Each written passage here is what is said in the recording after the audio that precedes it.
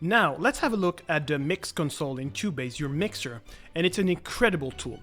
So I wrote this short piece here in Cubase using only free instruments from orchestral tools. So I've been using the library called Layers here, which is chords from orchestra, brass, woodwinds.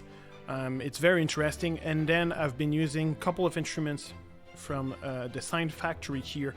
I've been using, of course, piano, some strings here from Helix, the church organ, also some percussion here from Dynamo. Whenever you start a project, it's good to identify the tracks, maybe after the instrument, after the articulation of that instrument, or after the name of the library.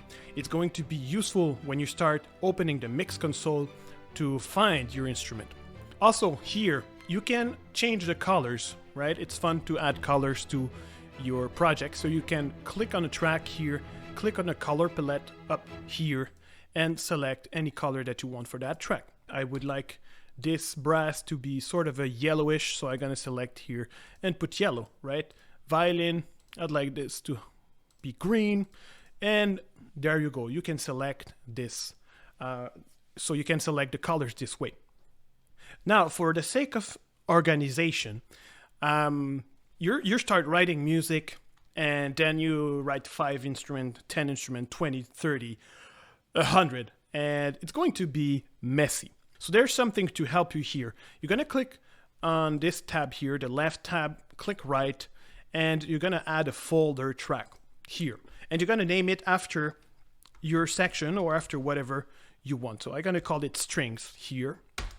I add this track, and I'm just going to drag every instrument that is from the string family into this folder here. So violin, the viola will go in this too.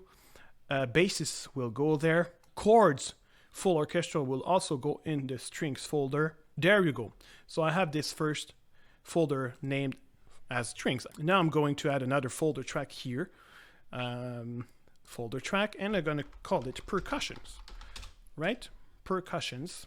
And I'm going to drop every track. So I can select the tracks here. For example, Perk, Mark 3. I wrote Mark 3. Interesting, Peter. Mark 3. It's better. So I'm just going to select this here. Timpani, Piatti, Crash. And I'm just going to drag it to the folder Percussions. And now I only have this 2, 3 instruments left here. So now I'm going to add another folder track and call it piano, and I'm gonna drop the organ and the piano in there, and the last folder as brass.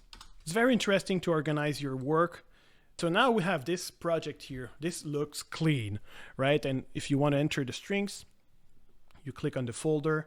If you want to enter the percussion, you click on the folder and the piano here. Now we want to see the mixer, the mix console. So you're gonna push F3 on your keyboard. It's a key command. So F3 to open the mixer. And this is what you get. If you want to see more information, you're going to click on the cogwheel icon here on the top right, setup window layout, and you can add or remove some of the window information here. So I just click on channel overview, meter bridge, equalizer. I can keep it here. That's pretty much what I need. So when you enter the mixer, this is what you see. Up here, this is all your meters. So for example, if we play the song, you'll hear and you'll see. So using the big view meter here helps you to see what's happening in your mix. Also, since you wrote the name of each track down there, it's identified. So chords, violins, basses, everything is in there. When you start mixing, you can use the sliders here of each track to adjust the level or the volume of your instrument. Also, you see the mute button here or the solo button. Let's say I want to hear the dun dun only. Then what you have here is the EQ insert. So you can add any kind of insert, any kind of effect that you want by just clicking on the small arrow here. And let's say I want to add some reverb. So I just click here and choose Roomworks, for example. And I just added a reverb here on this channel.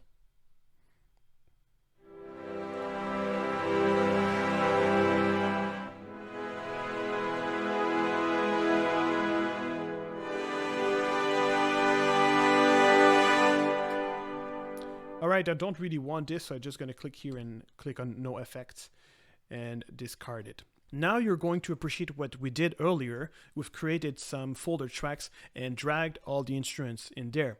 This is very useful because when you start working on a project with 20, 50, 100, 200 tracks, it's hard to find the instrument in the mixer. But with the visibility tab here on your left, you see that everything is into sections, right? String, percussions, and piano, as we did earlier, and also the brass section. And let's say that you want to work on the strings only and just violin. So you can click on the strings here and click on violin. It highlights the track in your mixer. Also, you can use Control F. It will pop up a search window and you can just type the instrument. For example, let me type piano, and then it highlights my piano here, or organ, which is part of the piano folder here. So this is a very important tool. When you mix, you'll be adding some inserts on your tracks, for example, compression, EQ, reverb, delay.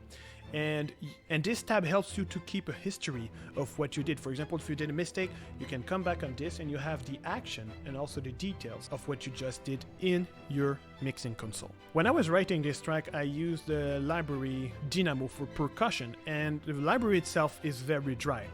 So, for example, at the done here, I added some reverb. So I added an insert here and a reverb. I've used this one called Valhalla Room, and what it does, it creates a room, a hall reverb for the instrument to make it bigger and wider. So I have this insert here, and let's say that I want to copy it to the other, right, the percussion here. You can just click Alt and just slide the insert to the same channel. So that's very interesting because now these two instruments, if we solo them and listen,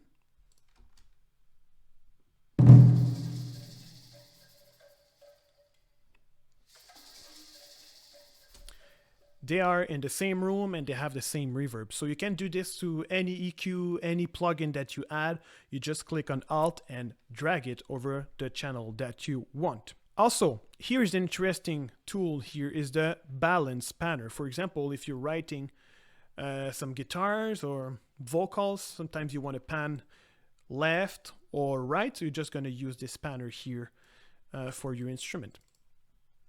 This channel here is your stereo out. Careful, right? When you listen to this track, for example,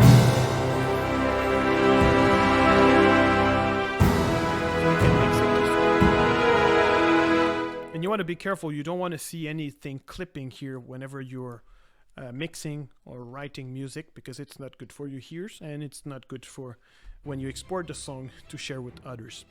Alright, that's pretty much what you need to know for now of the mix console in Cubase. Very interesting tool. Feel free to ask if you have any questions.